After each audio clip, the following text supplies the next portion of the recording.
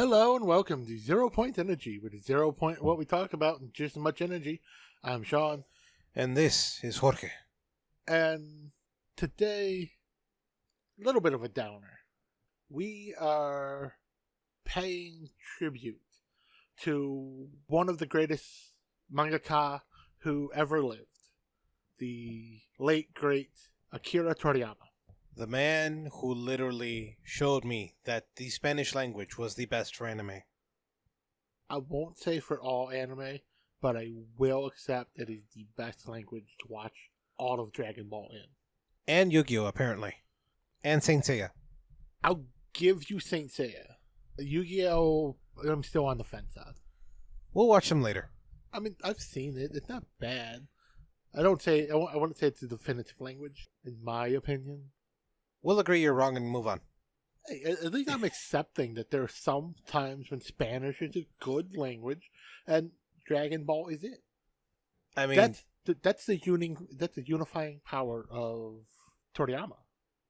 He got me to say Spanish is good. I'm gonna miss his ass. Except the victories when you get them, buddy. Yeah, that's why. I'm like, I have to attribute the victory to him. That's why I'm like, I'm gonna miss his ass. Yeah.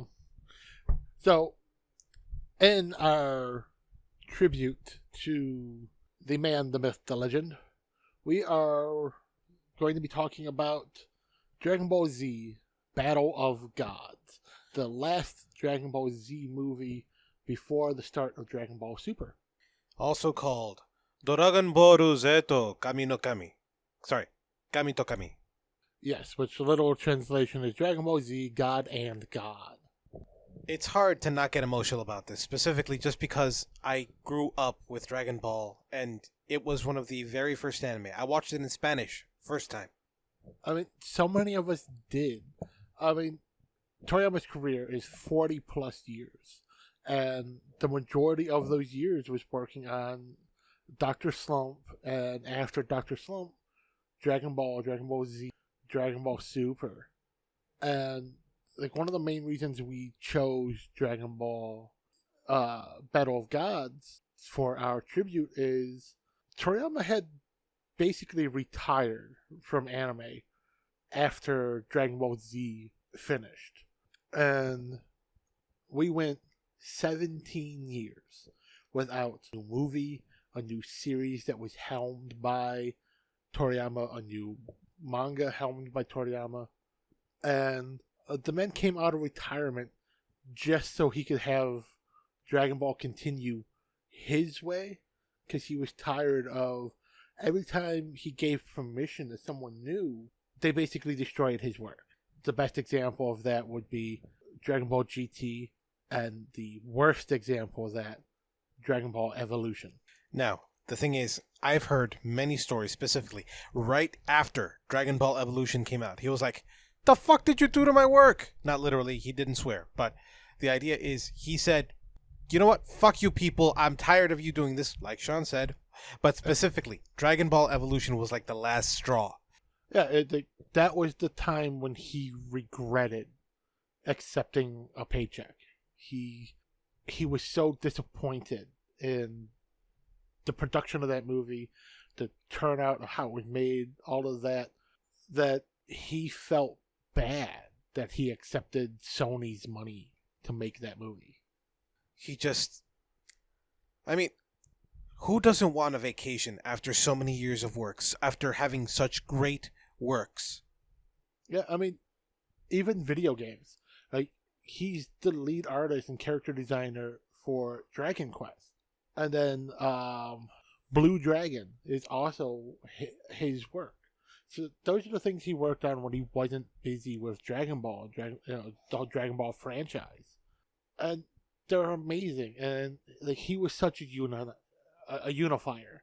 Like there are so many great mangaka that came after him who like you're seeing now in these tributes to him that are getting posted on Twitter, X, Instagram, TikTok, Facebook, all these other social media platforms, even WeChat, where they're like, if it wasn't for Toriyama Sensei, I would never have even had the faith in myself to begin drawing, or if he hadn't have given me a start as like an inker for his manga, I wouldn't have gotten that foot into the industry to do the job. Like, he was so influential in the start of so many careers in manga and anime. And so many people now who are fans of anime, who grew up in the 80s, 90s, early 2000s, yeah, there's diehard people who are like, oh, it's super mainstream, how can you watch Dragon Ball? But they watched Dragon Ball. Like, it stretches across generations. The 80s kids, the 90s kids, the early 290s kids, the 2000s kids. We all watched Dragon Ball. Dragon Ball Z, Dragon Ball Super. We all watched it. We all loved it.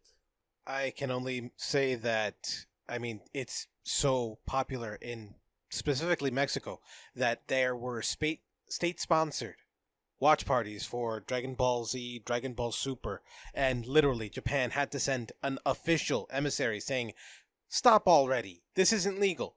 And Mexico basically said, "We understand your concern, and we politely say, go fuck yourself." Because that's how big Dragon Ball is. Yeah, and even just within the fan bases, it unites like the different races. Like I know so many Latinos, Asians, African Americans, white, Native American. Like, you can find anyone of any race, creed, sexual orientation, all of that, and they're Dragon Ball fans. The one thing that unites us all is the Super Saiyan scream. Everybody did that. You know you did. Don't lie. Hell yeah. Everybody's powered up at one point. Everybody's throwing a Kamehameha wave. I remember doing it for the first time. I was literally, after watching that episode, it was with Namek dying and all that jazz, and I was like, come, you don't get the idea. Point is, like, the intonation, literally, it was like a religious experience, and I'm being completely serious. I'm not being a little shit. Because, like, you could almost feel yourself powering up, emotionally speaking, I mean, like, literally, like singing it, going through the motions, and then throwing the energy wave. And I remember, like, the first online game that I ever played. It was a text RPG on a forum page that was Dragon Ball Z inspired, where you had to type out your training, type out your attack. You'd have fights with other players where you would both get in the forum and just like you would type out all your attacks, and then you'd wait for the response for them to type out their attacks, and it was so fun. And it was like, oh, I'm not just playing with my friend on his PC down the street.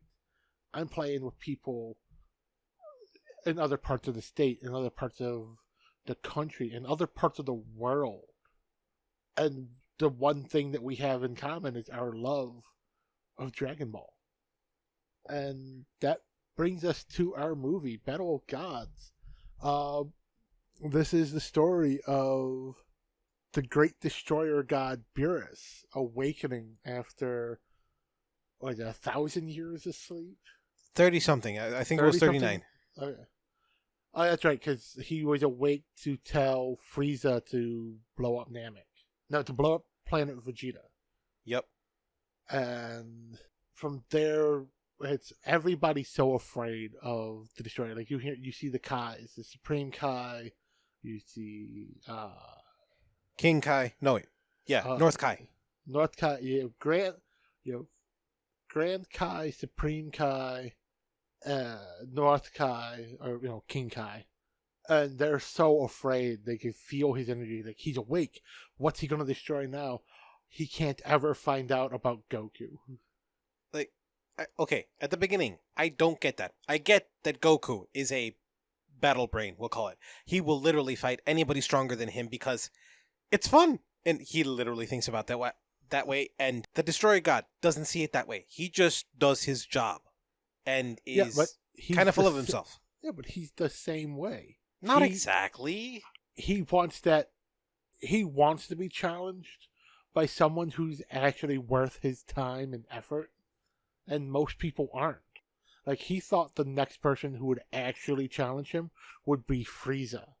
So when he found out that somebody beat Frieza, like, oh, I gotta meet that guy. I kind of wonder what he would say about Golden Frieza.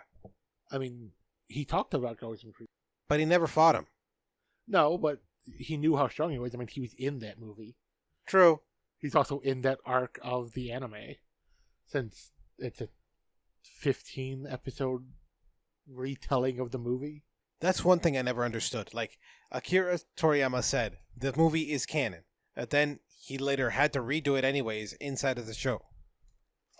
I think the movie is meant to be the compilation, because there is extra stuff that's in the show that's not in the movie. So if you just stick to what is the story beats of the movie, it's a little bit shorter. It's only about an hour and a half, 2 hours long.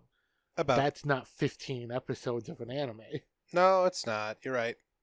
So, like, for the people who didn't get to the theater, that's what the show is. It was for the people who didn't get to the theater. It was for the people who didn't get to see it on the big screen. You could still watch it weekly and see this story unfold. Sorry, it's actually a smart way to do it. It's kind of like, I don't want to say more anime should do that, but it's a good way to do it. I mean, especially when you have that franchise that's so popular that you already have that audience that's so ingrained and so invested because they've been with you for years. They're gonna watch the show. But I think originally the show wasn't even planned. It was just a movie. No, the show was already planned. It was? Okay. Yeah, so then it's a good advertisement for it. Yeah, they'd announced the show before the movie came out, and then the movie came out, and I think they were still writing those episodes, so that's why there's the filler that are in the episodes. There's more. Because it's like the first couple of episodes are literally shot for shot, scene for scene, just chopped up the movie. But then after those first couple, that's when you start getting into the what is the more in-depth storytelling of the series, with stuff that's not in the movie. But that movie, by the way, is Resurrection of F, for those who are interested and aren't super fans like we are. Which, I say we're super fans, we're gonna get some stuff wrong. This franchise is 40 years old. I've personally been watching it for 30. I've technically been watching it for about 28 years, I want to say. Yeah, so some of this shit is old enough that we've just forgotten. Plus, we're getting older. We forget things. That's right. Getting old sucks. We die. Yeah, but that's also why I say it is a smart way to do it, to have that intro to the series, the Resurrection of F movie, be a theatrical release, but then also just have it be a bunch of episodes for the beginning of the show. Because his fan base are older people. His fan base are people in our age group. So we have full-time jobs. Can't always get to the theater to go watch anime. But I can set, a DVR to record my weekly TV show. Agreed. I'm sorry. I think it's barely hitting me that he's actually gone. As of time of this recording, it has only been 9 days that he's officially been dead. We are recording on March 10th. He passed away on March 1st, 2024. But we didn't find out. The statement of his death was March 6th. Yeah. So we've only known for 4 days that he passed away. And yeah, it's shocking. It's hard. Like, again, he's shaped so many people, and realistically, like, without Dragon Ball, a lot of my favorite voice actors and voice actresses, like, I would never have heard their work because I started really following and paying attention to different voice actors because of their work with Funimation during the dub for Dragon Ball and Dragon Ball Z and Dragon Ball Super. So, a lot of those, like, big name voices that we all know now, and some of us, maybe slightly tired of hearing take every fucking role, but that's because they have this lineage, just, this backlog of work that is one of the top rated shows ever. Christopher Sabat as Vegeta and Piccolo, and various other characters. Sean Schimmel as Goku, Stephanie Donley as young Goku and young Gohan, Lauren Bailey as Bulma. Like, these are big name voice actors that we love. We hear in so many other works, and there's some roles. It's like, if you thought of a different voice, it would seem wrong. It's okay, and I know I'm a religious dude. I see a lot of things through religion, but that very same voice that you associate with the character and such, that to me is in certain ways sacred. Like you said, having somebody else be in that voice, it feels wrong. It doesn't feel like it should be there. And a great example is a much bigger YouTube channel than ours, Team 4-Star, with their Dragon Ball Abridged series. Their voices, they intentionally tried to sound like the original dub actors, to the point of sometimes it's hard to tell them apart, or you hear those little nuances from the abridged actor that you don't hear in the mainstream actor, because it's so close, because it's so influenced by it, that you could hear this character saying those words. Like, the way they're portrayed, the way the voice sounds, it's just like, that's so spot on. And then it's like, oh, that's not done by the official voice actors? Like, that's amazing. In that, okay, going from that, one thing. Akira Toriyama liked, Dragon Ball Z Abridged, and he decided to dumb down Goku. Why? Goku was dumb, but he was never that dumb. Because he loved how dumb they made Goku, because it made sense. Goku he just wants to fight. He wants to eat, he wants to fight. That's it. He doesn't care. He's like, ooh, something strong. Ooh, something tasty. Something tasty and strong? Okay, I can imagine little Goku saying that and then fighting one of the dinosaurs and then eating him. Exactly. Or Gohan, when he's training in the with Piccolo, and he's trapped in the forest by himself, and he's torturing that T-Rex by slowly chopping steaks off of his tail. Like, the first time you see him, he's all scared and a little whiny crybaby, and he accidentally cuts this tiny little chunk off the end of his tail. And then fast forward 6 months, and this thing's barely got a tail left, and he's chopping a whole fucking steak off. Bye, see you tomorrow. Looking back on it, as a kid, it was hilarious. Now, it's kind of horrifying. It is. But the thing is, did I just describe the abridged, or did I describe the official dub? Trick question. The answer is both. Because they did it in both the same way. They made it a little funnier in the abridged, but it's the same thing. He went from being this whiny crybaby, which, again, you could totally accept from the way in the official dub he's portrayed at the beginning, to this kid who just, fuck it, this is fun. I'm going to chase this motherfucker and cut his tail off, and that's dinner. And, if you add in some Deadpool-like quips, now you have the abridged. Yeah, those guys had really great writing. Ah, crap baskets. Do you feel that? I taste that. Okay, we've all seen a bunch of different abridged series, okay? The earliest one I can remember was that Naruto one. It was okay, it wasn't great, but it was funny at the time.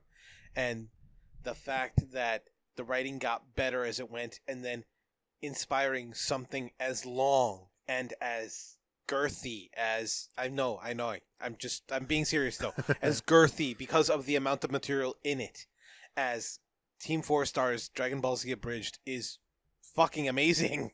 I mean, going from an awesome manga anime and then turning it into something so completely and utterly like okay, it's dark, not dark humor like dark. I mean like crass humor. Yeah, but it's also well written, and the jokes make sense where they're put. And the fact that they took the time to keyframe stuff and like hand redraw some scenes just so they could get the animation to work right, or so they could get the mouth flaps the way they needed them because they changed the dialogue. Like, that's dedication. And then to always make sure at the beginning of every episode, put in the disclaimer of, Toei Animation and Funimation own this show. Akira Toriyama created it. Support the official release. Like, there are a lot of abridged shows that don't do that. They're just, ripping off these great things. And yeah, they're funny, and it's amazing that the fans are doing something like that. But it's also awesome to see the whole support the official release. Watch our stuff. It's funny. It's great. Thank you for the support. But go pay to watch this show the legal way. Go buy the DVDs. Go watch it weekly on your local cable station. However you would watch this show, go watch it. And then come to YouTube and watch our version. That was cool. Like, that was great to see. Dragon Ball Abridged was the first abridged series that I ever sat and watched all of. And then after that was another Team 4-star great one, Hellsing Abridged. Oh God, that's. Then I watched SAO Abridged, and most recently I've done. I'm still doing, because it's an ongoing thing. My Hero Academia Abridged. Which one? There are like three. Of them. The one by the same people who did SAO. Oh God, that one's hilarious. That one's so wrong, but so good. With Deku has cancer. That's his quirk. Oh God, that's so weird. It's good, but goddamn. But as I said, abridged they can be funny. They can be hilarious. It's amazing what fandoms will do. And again, like, so many fans of anime are fans. You can almost always trace back somebody's love of anime to Dragon Ball, even if it's not directly. It could be someone who's never seen a single episode of Dragon Ball, like somebody who's only ever watched or read One Piece. The creator of One Piece said himself he was inspired to get into writing manga because and especially doing anime, because he looked forward to every day coming home from school and watching Dragon Ball. The big three owe their livelihoods to Akira Toriyama. We're talking Bleach, Naruto, and One Piece. Yeah. Those were our big three when we were kids. I know you didn't follow manga as much, but you know what I mean? No, but I followed anime. Those anime wouldn't exist without those manga. And those manga wouldn't exist if their creators hadn't have been inspired by Toriyama. And they wouldn't have been inspired by it if he wasn't great at his craft. Like, there's so many people who attribute him as the father of anime, even though anime existed long before Toriyama did Dr. Slump. But the way we know it, the way these fandoms spring up around things, the way they love a show and get so invested in the characters, that started with Toriyama. Okay, to be fair, for me it started with Sailor Moon, but that's neither here nor there. I'm just saying, for real. Well, yeah, but even the creator of Sailor Moon is somebody who was inspired because of Toriyama. I said it once, I'm going to say it again. I am going to miss that man. Same. I mean, I'm being serious. Thank God he finished Dragon Ball Z and Dragon Ball Super, because I know that they were planning on another show that's going to come out. Yeah, the show is still supposed to come out. I don't know if other people are going to finish it for him, because he was hands-on with the creation, but he wasn't as hands-on with the actual, like, writing and everything. But it's his idea. Like, it's basically, we're doing Dragon Ball GT, but we're doing it the right way this time. Okay. because it's all the Dragon Ball characters getting turned into kids. I was a little weirded out by that. I was like, wait, really? But it brings Goku back to having to use the power pole and having to use Nimbus to fly around because he's a kid. He lost all that power. He's not a Super Saiyan anymore. Vegeta is not a Super Saiyan anymore because they weren't just shrunk down to kid size.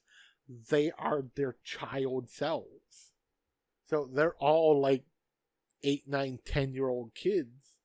They didn't have that power, the power that we know from them when they were that old.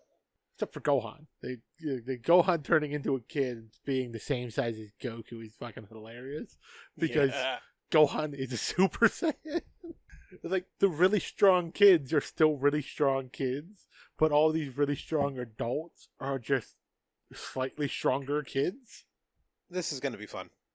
Yeah. Like, I'm looking forward to it.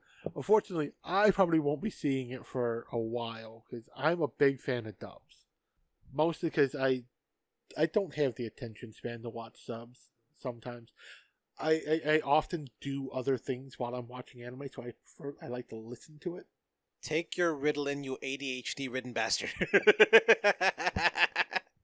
No. I want to play with my cat while I'm watching anime. I like my cat. I like my cat. I was going to say... Okay. Just... Yeah, I know we're not really talking about the movie here, but it's a great movie. If you're a fan, you've seen it. If you're not a fan, go watch it.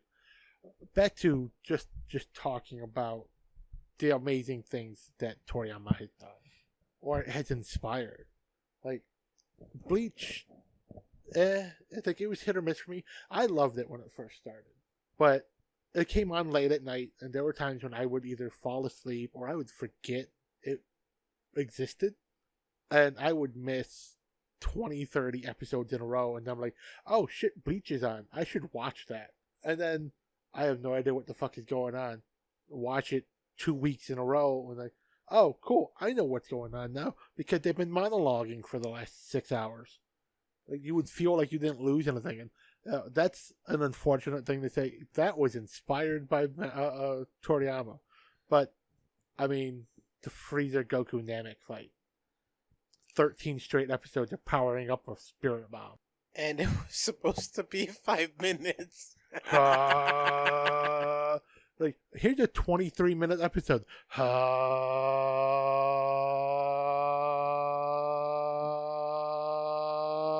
Monkey.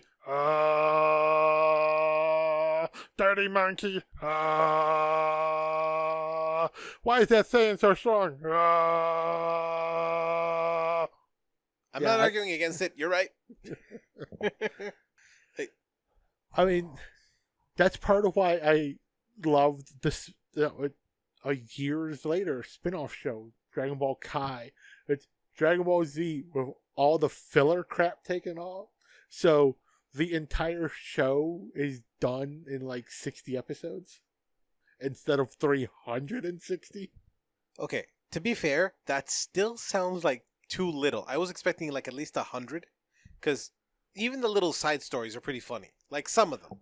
Yeah, that's the thing. They cut out some of the cool little side stories. They're like little fun things that make no fucking sense in context. But it's like, you know what? It was nice that we got to see that. But the fact that when you power up an attack, if you start powering up an attack at the beginning of an episode, they use that attack by the end of that episode. None of this multi-episode charging. Like Goku and Piccolo fighting Raditz. Like, I need 3 minutes to charge the spirit, the Demon Death Screw. Yeah, it has a really long I forgot. Makin Senpoko Konoko? Something like that. It translates to Demon Death Screw, or the Super Beam Cannon, or the Special Beam Cannon, depending on your dub. Yeah, in Ocean dub it was Special Beam Cannon, and in Funimation dub it was Super Beam Cannon. Okay, whatever. Just but yeah, this is why I like subs. But for them taking all that time to charge that up That was like 3 episodes in the original. But we got That so all much. happens in the same episode in Kai. The Raditz Goku Piccolo fight is 3 episodes long in Kai. It's 15 episodes long in the original. But we got so much backstory. We know We it's didn't his get brother. shit. We There's an entire episode of Gohan crying in the space pod. We didn't need 23 minutes of him crying. But the emotional upheaval, the feelings. The only feelings I had is somebody needs to smack that kid. He's gonna smack you right back and kick your ass. Probably. Honestly, I think I know why. Like, I have a theory as to why Dragon Ball and Dragon Ball Z is so popular in Latin America. Bulma and Chi-Chi. They are quintessential Hispanic women. Get them mad, they're going to pull razor from between their titties and cut you. No. It's from their hair. Razors from the hair. From the titty. They hide that bird between the titty and the bra. That's not where Latinas hit their razor blades. They hit them in their hair. I don't know, man. I've seen them pull some straight blades out the titties. Fine. Especially the Puerto Ricans. No, specifically, the reason was Japan was kind of hurting for money, and they were like, okay, who the hell can we sell this to? And Latin America... We sold it to everyone. Hold on. Latin America specifically had a lot of experience with violence on TV, with drama, with a bunch of shit, and anime had that in spades. And that's why they sold it specifically to Latin America first. We didn't change shit. We aired it, we dubbed it, and we told people, this is what you can watch. And then an entire generation of fans was born. I will admit, getting up in the morning and watching Dragon Ball Z on Telemundo before going to school was life-changing. Because I had seen the Namek arc multiple times. And every time I was like, it's kind of boring when they find the mirror ship. But that's because in the Ocean dub and the Funimation dub, Bulma is wearing a long t-shirt and shorts that go below her knee. In the original Japanese and in the Latin America dub, she's wearing a thong and a crop top. That's right, people. Latinoamericanos know how to do it right. Yeah. No, like legit, that, like you said, but that's that the thing. aired. Like it's one of those things of it wasn't sexual. It made sense. Of like, you know what? I could see her, that character, that would be what she sleeps in aboard this ship, and not giving the fuck that Krillin and Gohan are there. Krillin, like, guy she's known for the last decade of her life, and the son of one of her best friends. Like, they've seen me in panties before. I was gonna say, it's Bulma. Like, half the shit she wore on frickin' Dragon Ball? Really? Yeah. Honestly, her thought was probably like, his dad has seen my tits. Who cares? Okay. Specifically, though, that was a sexual awakening, okay? For me specifically, it wasn't so much, I was still younger, but at the same time, I was like, that looks good. It did. And again, Bulma was kind of cakey back in the day. kind of. Bruh, she was the entire bakery. Like, why did they have to flatten out her ass after Namek? I don't know. Like, okay, this is scientifically backed, but specifically, for some reason, before when the economy is doing well, for some reason they choose thinner models for like Playboy, for Sports Illustrated, stuff like that.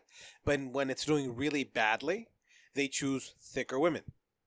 Yeah, because when the economy's doing badly, you can't afford to get the healthy groceries, so more people look like the bigger models, the heavier women, because you're eating unhealthy foods, you gain weight. Actually, supposedly, the idea is that if there's plenty, then you don't mind having a skinnier woman in terms of mating. Psychologically and biologically speaking, supposedly. The other idea is if there isn't plenty, then you want someone who is a hardier woman. Yeah, like I could see that too. And like maybe because of the switch in the quote-unquote Japanese economy, it was still bad-ish, but getting better. They switched her from thick to flat. True, because like we were watching Dragon Ball Z in the 90s, but the episodes we were watching were animated in the 80s. So Japan was still in its bubble economy. Like that economy didn't collapse until the end of the 80s into the beginning of the 90s. And when it collapsed hard. Yep.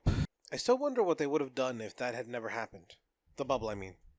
Well, they wouldn't have imported so many French liquors and Dutch chocolates and American electronics and stuff like that. Like, it started becoming a status symbol during the 70s and 80s that, oh, you have these foreign things. You can afford to import them and pay the taxes on it. You must be doing well. Jiminy Christmas. As a Westerner, I get that, but at the same time, it's like Japan had the greatest electronics and had the most advanced machines at the time. I mean, Yeah, Walkman, they did, CD players. But it was like that status symbol of like, oh, you have a Magnavox. Because anybody could go get a fucking Sony. Anybody could go get a Panasonic. You imported an RCA? You got a Magnavox? Dude, you spent more money to get an inferior product? You must be rich. Okay, that makes my head hurt. Moving on. I mean, well, think of it now. Like, how many people spend a fortune to get a Rolex?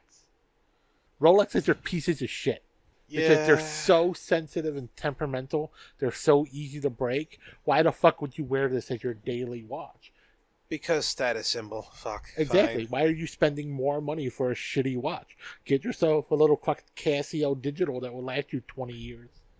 I was wondering if Casio would... no, that's the ADHD talking. Moving on. Sorry.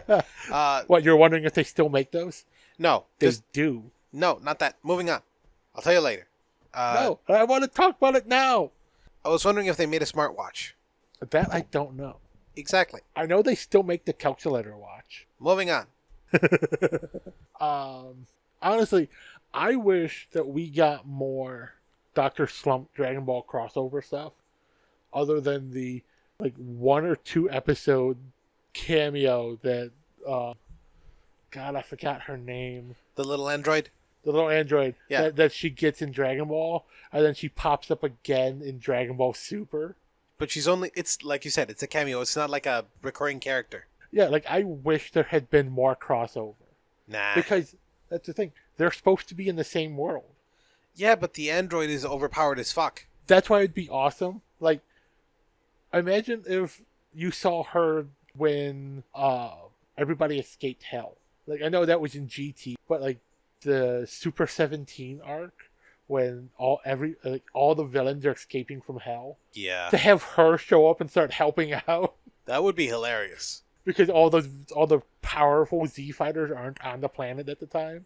So like Piccolo and Goten and Trunks, they need Goten and Gohan and Piccolo, they need some backup. So they have her come and just beat the shit out of things for them. Okay, I have a better idea. Okay, Screw Attack / what are they called?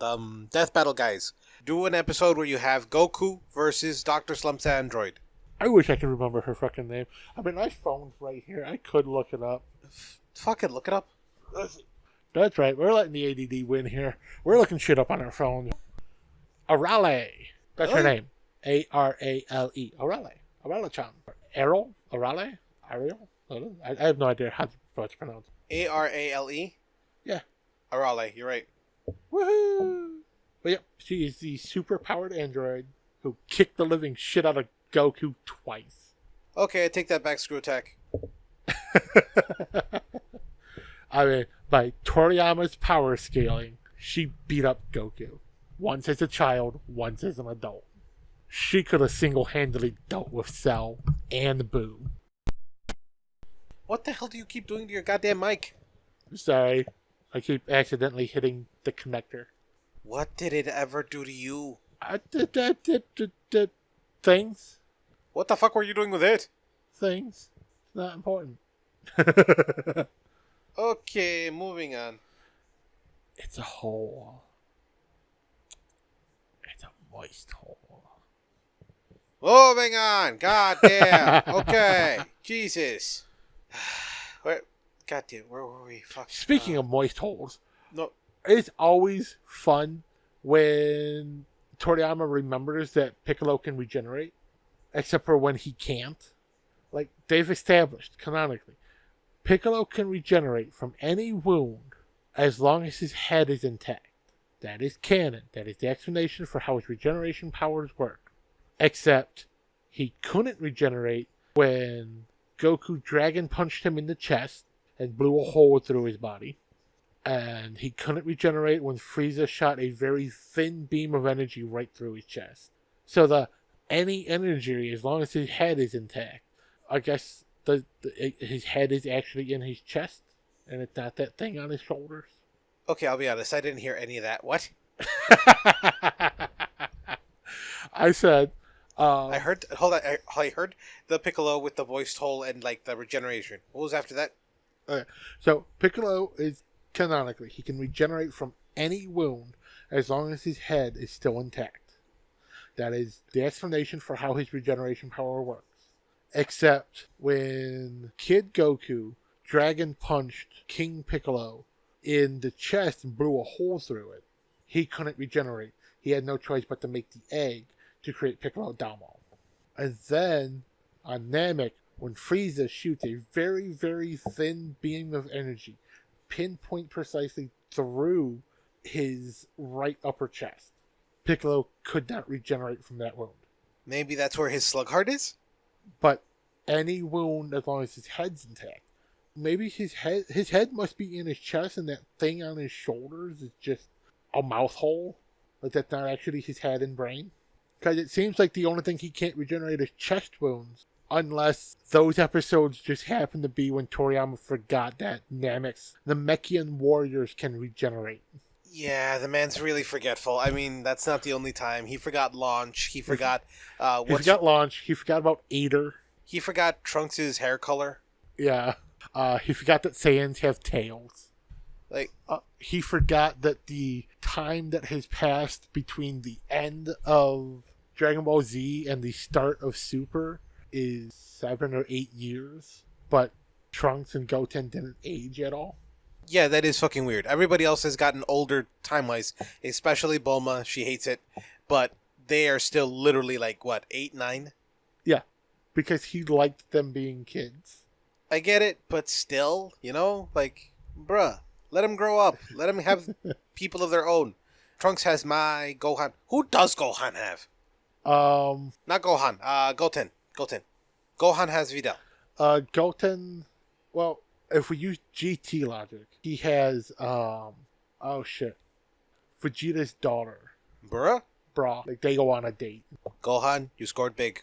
Good for you. I mean, Goten. God damn it. Goten scored big. Good for you. Especially since Brawl was literally just like, really recycling a character design. She was Marin.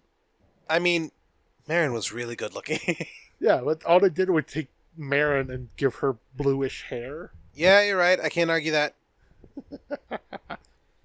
I love the Team 4-Star making the joke of, does everybody understand that Krillin named his daughter after his ex-girlfriend that he was dating before 18? Yeah, that was weird. I like how they're just fucking with him too. Like, should we tell them that I know? No, it's more fun this way. I'm more amazed that 18 was kind of cool with it. Oh, like, well, that's the thing. That's the Team 4-Star version. They never bring it up in Super or just DBZ. Like, no one ever brings up hey, your daughter's name is Marin. Did you name your blonde little daughter after that hot blonde chick who was just trying to steal your lotto money? Because, yes, if you remember, he was only dating her because he had won the lotto. Yeah, you're right. Damn. Goddamn Garlic Jr. saga and then making it not exist except for Marin. When the hell did they make it not exist? Oh, that's a filler thing. The Garlic Jr. saga never happened canonically. Lord help me. Okay. Yeah, it's just filler. Alright, Yeah, canonically it goes from the Namek Frieza saga to the Android saga. There is no Garlic Jr. saga. But wasn't Garlic Jr. specifically more of a thing during the Dragon Ball saga? Or... Well, no, Garlic Jr. was a villain from an early Dragon Ball Z movie. Like okay. the Dragon Ball Z Dead Zone movie. I need to rewatch that. Yeah, you're right. That was one of the movies that's also considered not canon. That's the movie where Kid Gohan gets drunk and pisses on a guy's head. Oh, I'm sorry, he pisses on Krillin's head. I remember that now. Because he eats the fermented apples. What the? My microphone's attacking me again. That's what you get for playing with its connector. I mean, but it's so pretty. Moving on. Plug you in. Plug you in hard. I hate you. Yeah, I know you do, buddy. Jesus. Okay, like I'm trying to be funny. I'm adding humor to this. It's sad, man. It's one of those things of you kind of take someone who's had such a prolific career like Toriyama for granted a bit because he's always been a part of my life. He'll always be there. But now that he's gone, it's like, oh fuck. Now what? I'm not hoping. I'm probably more like expecting more martial arts anime to come out.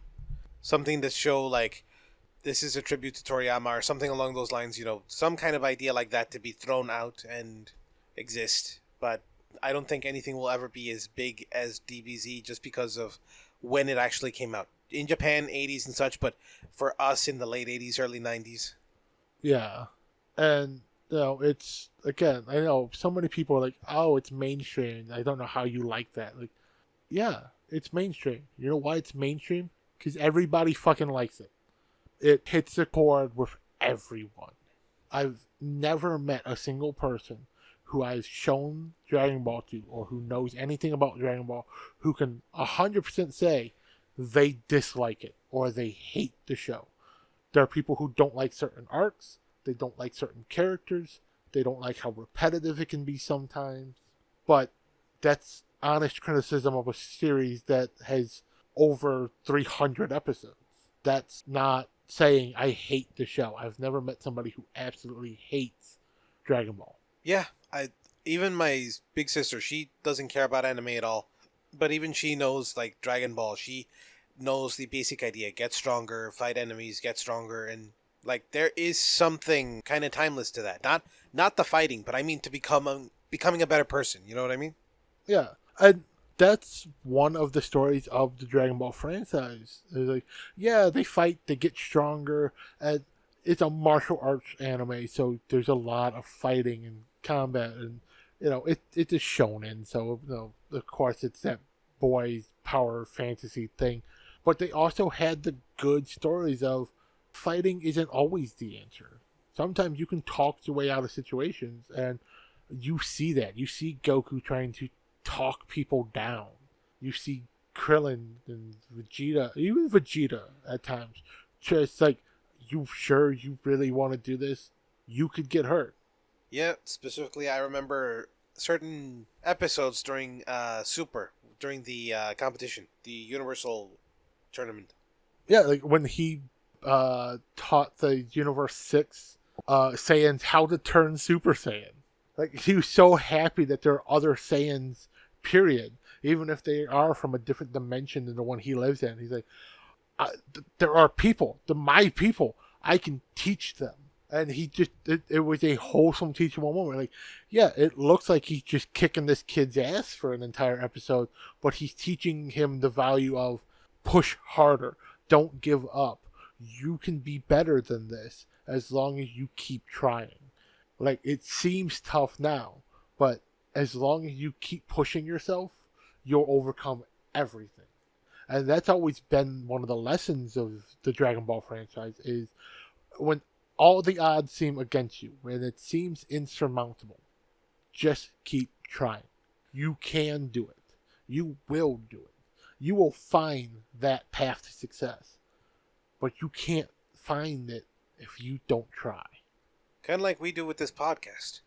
Like, yeah, we don't really have any ambitions of make it big, but at the same time, like, we do this because we love it.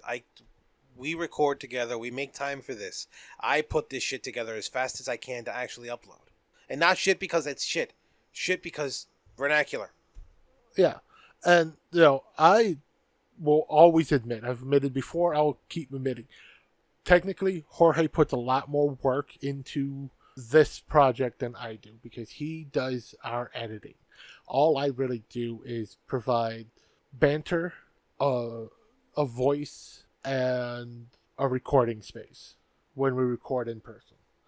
Jorge does the work. He does the editing. He makes sure these things get posted on time. He finds the little clips when we have clips added in. He finds all the still images for our slideshows. In the cooking video, like the most recent cooking video that the Food Gremlin did, he took the hand transcribe everything she's saying so that we could have accurate subtitles. We're somebody who gets so excited about cooking that she's barely understandable. I love the Food Gremlin. I do.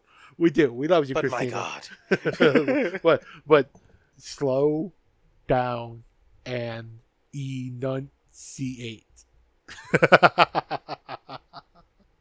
And, okay, back to Toriyama, but that entire project, I'm sure there were hard times because everything was hand-drawn, everything was hand-inked in those days, and you had to meet a deadline. Hell, the anime and manga industry, even now, is hard as fuck.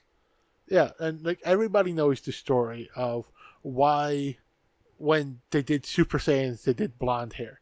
Because the original manga, like most manga, was in black and white, and to save time and money on the inking process for the illustrators, it was just give them blonde hair. Now you don't have to fill in Goku's giant mane of hair in black. You just draw the outline and there you go, it's blonde. Because they had deadlines. They needed to get these issues out. They needed to go.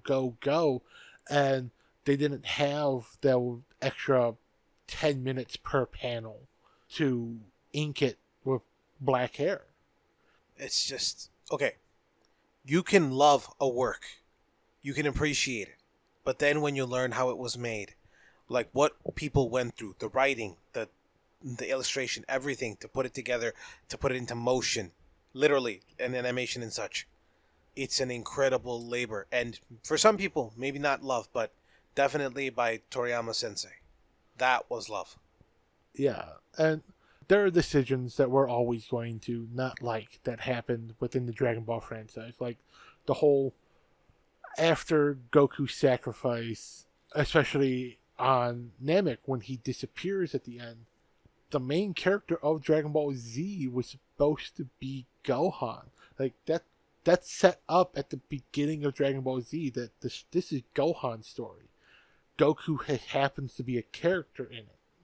That's why at the beginning we're following Gohan getting kidnapped and being this helpless little kid, and Piccolo taking him and training him, and him getting stronger, and then him going into space with Krillin and Bulma, and also getting stronger, learning the mental fighting techniques from Krillin to train without physically training, to learn how to mimic your opponents, how to sense power levels and all that.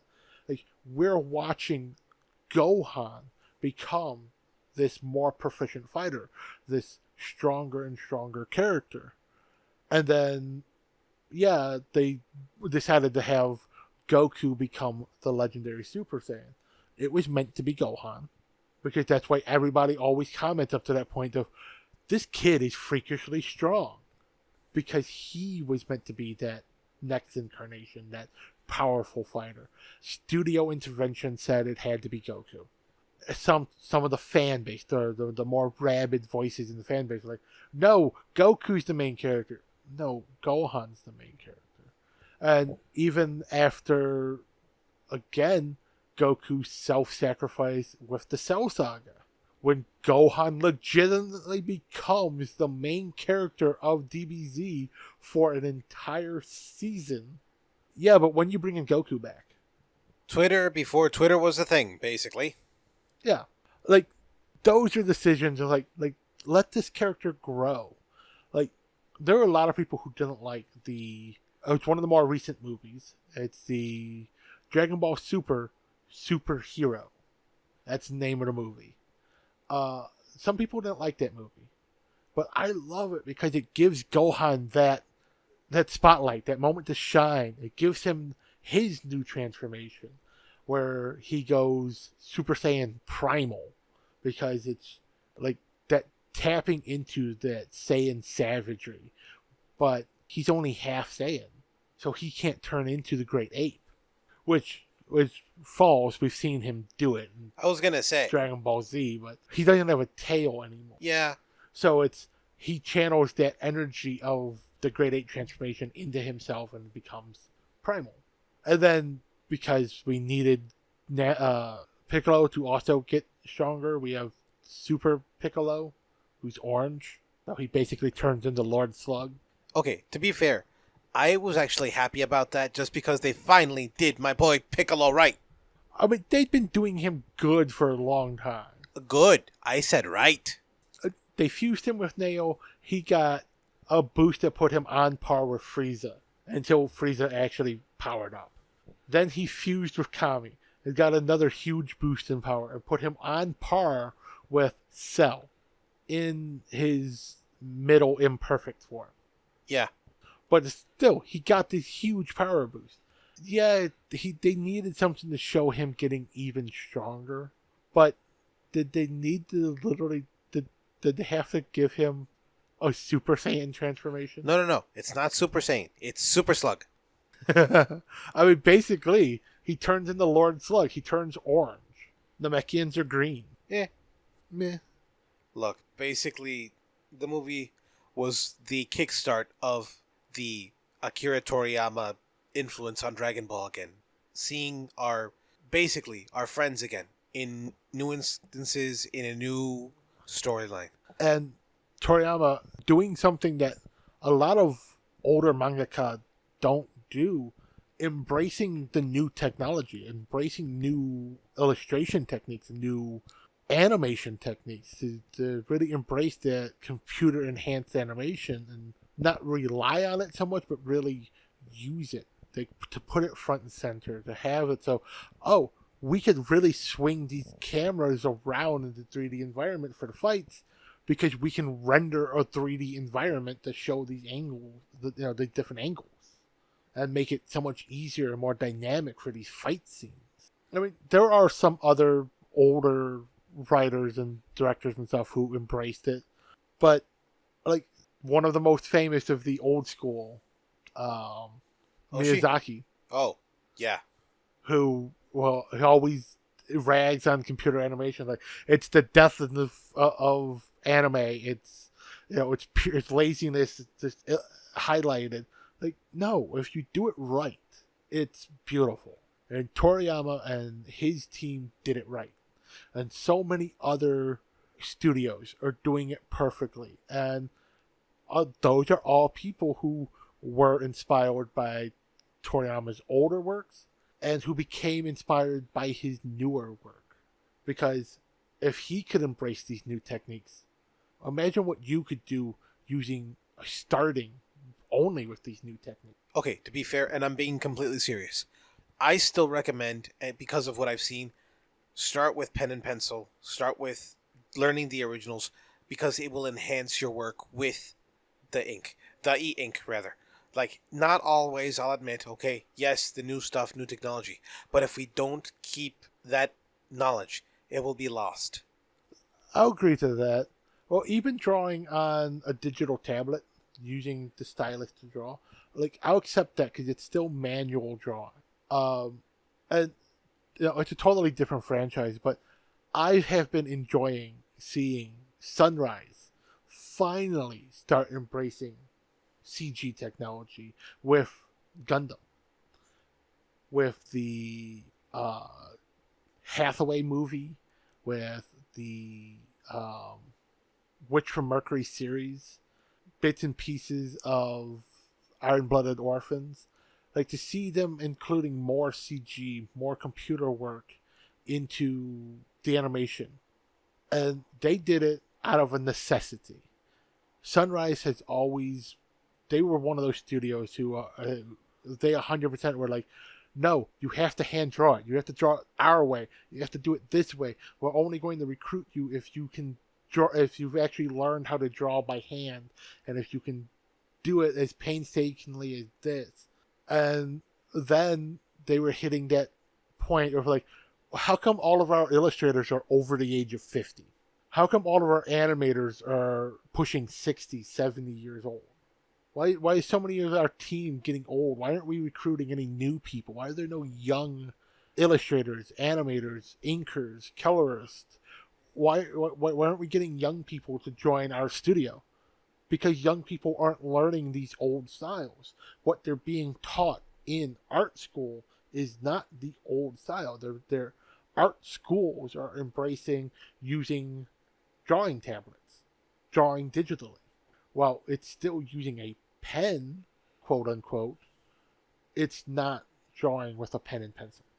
There are ways to imitate it, to still use the original technique, but it makes a lot of that other older stuff unnecessary or usable in a different way, because you don't need to.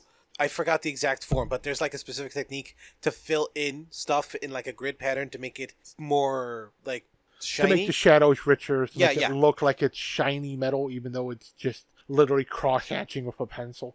Yes, exactly. Like, those shading techniques, they're not really lost. It's technically we don't need them now because the newer techniques work better for that same thing. It's not that they should completely forgo it. I will say the different art schools who are specifically teaching kids to not do the traditional hand-drawn pen and paper route, they might be a little bit in the wrong. But for studio to require that you hand draw on pen and paper the way their mechanical designers who have been working on these same designs for 40, 50 years can do it. No. It's a new artist just starting out. They're not going to draw as good as the guy who's drawn the same Gundam for the last 30 years. He's refined his process. His design will always look better. No the fuck matter what. Agreed, but for me it's also a limiting factor of you can't do as much with a tablet if it's not programmed in. You know what I mean? Well, yeah. But I'm just saying, like, you can't bitch that you're not getting young talent when you're setting your bar for entry at, oh yeah, have you been doing this for 30 plus years? Oh no, I agree there. I mean more along the lines of like, the mother of invention is necessity. And let's say you need to do something that's different. The only way to do it would be to program something new into the program. You wouldn't be able to design something new using physical pen and paper. Well, yeah. No, I get that. But that's why I said, like, I like seeing that they've started incorporating it more. And the shows and movies that they've done that do incorporate this new technology, they are beautiful. They're stunning. And so many fans love them. Like, I don't know anyone who's seen Gundam Thunderbolt who says, oh, that looks like shit. Like, no, it looks beautiful. It has an awesome soundtrack. The animation is crisp and clear. But it has more CG. There's obvious digital fill going on with a lot of the coloring in that you can tell that it's digital. But it doesn't detract from the story. It's not detracting from the quality of the overall art. It's the mixing of the two. And then Gundam Hathaway, the full CG, going full digital, looks beautiful. Like, you've seen that movie. I've seen that movie. It's a beautiful fucking movie.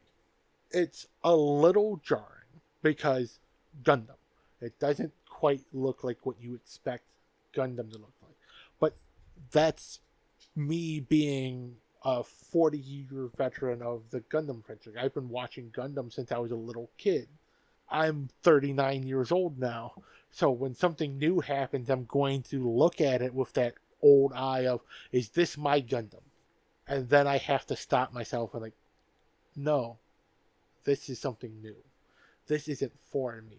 This is for the younger people. And realistically, going back to our main topic, Toriyama, that's what he did with Dragon Ball Super.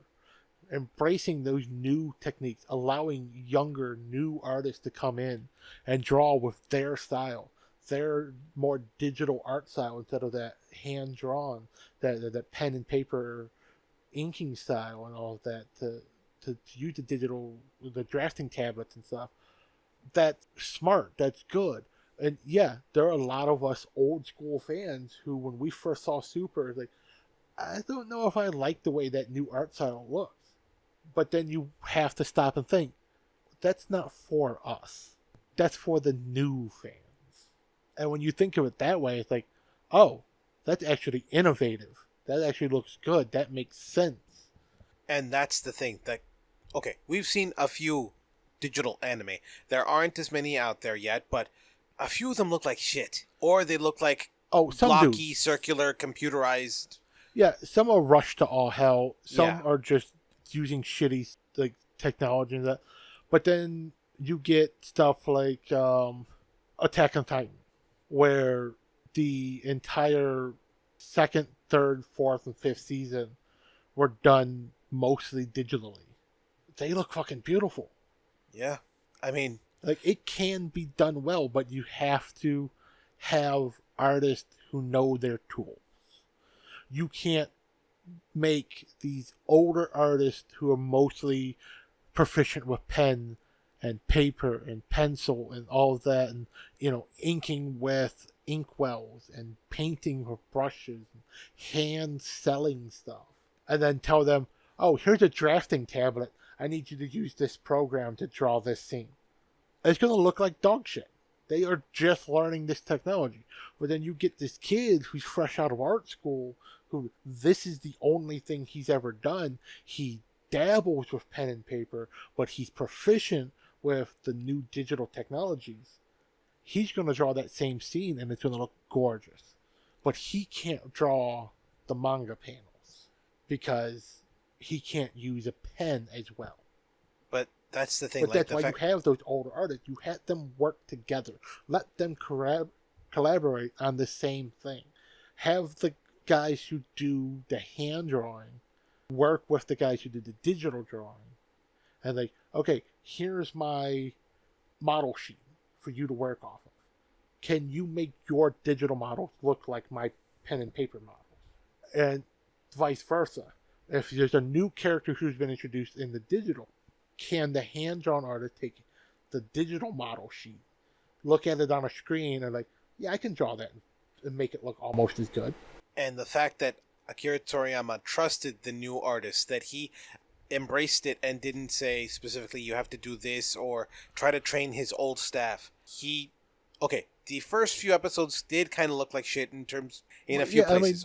There are times when it looks a little janky here in this movie, Battle Gods, where it's just like, oh, that's very obviously 100% CG.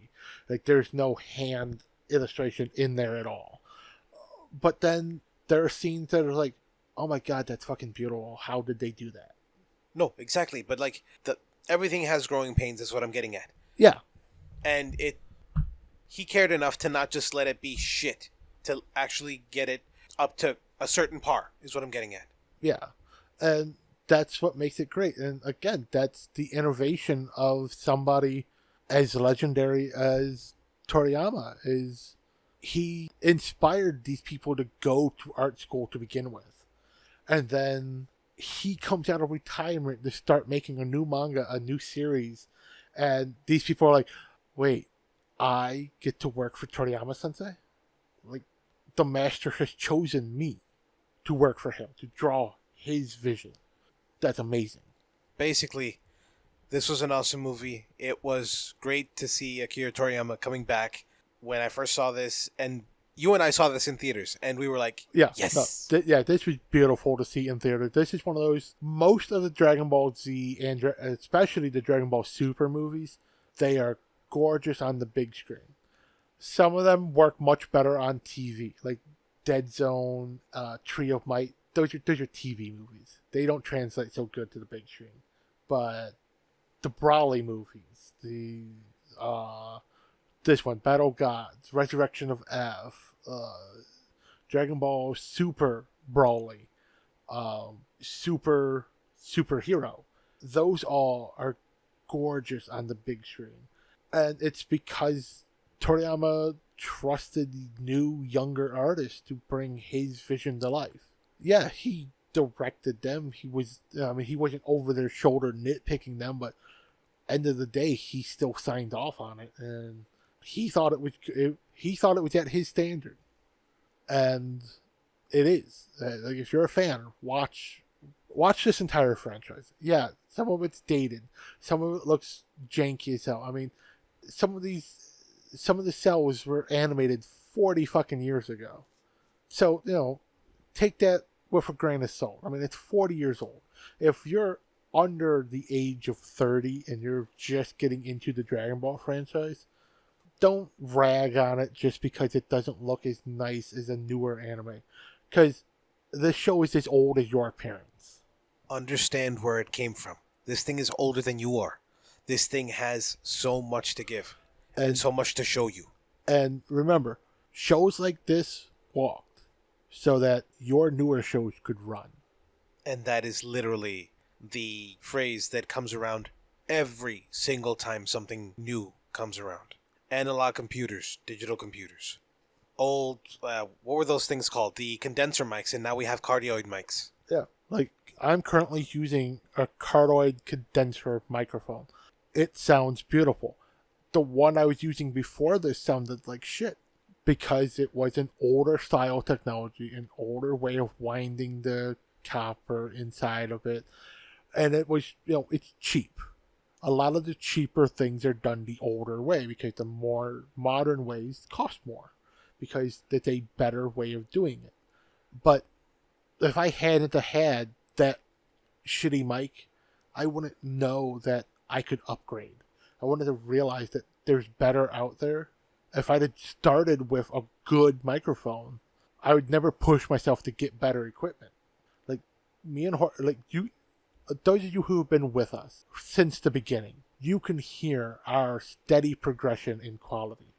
We're on, between the two of us, the fourth microphone that we've been using. We're still using the same preamp that we started with, but that's because that's one of the things of we made sure to buy a good brand name one. We're using a Scarlett 2i2, and it's beautiful. It works perfectly. It's worth the money. It's about $150 at Guitar Center. Non-sponsored, by the way. But it works for what we use it for. Are there better ones out there? Yes. Would we like to get one? Yes. We've recently invested in getting some Yeti microphones. Those are better than what we're currently using. Are we using them now? No, not yet. Why? Because growing pains. We have to learn how those work. We can't just jump into recording with them because it's going to sound like shit. We need to practice with them. We need to spend some time getting used to it. We need to adapt to the new technology. And that happens in the anime industry too. You have to adapt. You have to be willing to learn, willing to grow, willing to accept that things change. And Toriyama did that. He inspired people to get started. He adapted with the times. He progressed when it was necessary. He took his time off. And when he was unhappy with the way people were using his IP, when he gave them permission, he said, "Go fuck yourselves. I'll do it better." And he did. And I can't wait for the new show to start. I really do hope that they do push and make sure it continues. I hope they don't shit the bed. Just because we know Akira Toriyama did good with Super, I'm hoping they do good with this too. Even if they only released a few episodes he's worked on, I'll be happy with that. It'd be nice if they do at least one full season, but we'll see. That's the future. With that, I think that's where we leaves you. Be grateful for what you have, and give thanks for what came before. And rest in peace to a great man, Akira Toriyama. In nomine Patris et Filii et Spiritus Sancti. Be good to one another. Keep the faith. Bye-bye.